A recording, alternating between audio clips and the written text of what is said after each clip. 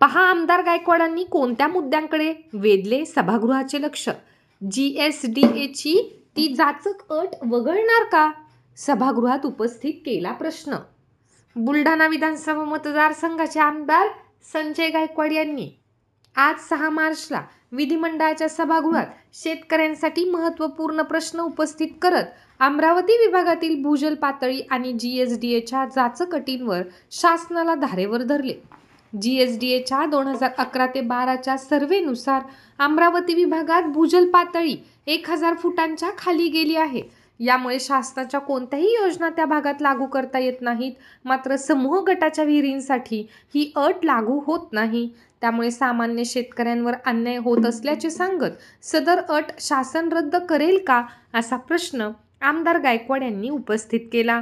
मात्र या गंभीर प्रश्नावर उत्तर देताना कृषी मंत्री माणिकराव कोकाटे यांनी कोणतेही स्पष्टीकरण न देता जीएसडीएची अट काढता येणार नाही असे सांगितले। संजय गायकवाड।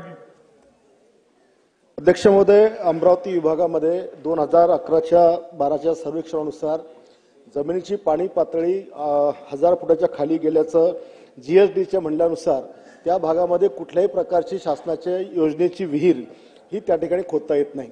मात्र समूह गटाची विहीर त्या ठिकाणी त्याला जीएसडीची अट लागू पडत नाही आणि त्याचा लाभ लाभार्थ्याला मिळतो।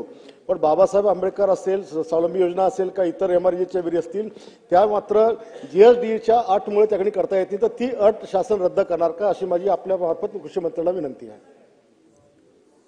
अध्यक्ष महोदय, प्रश्न काय म्हणला समजलाच नाही।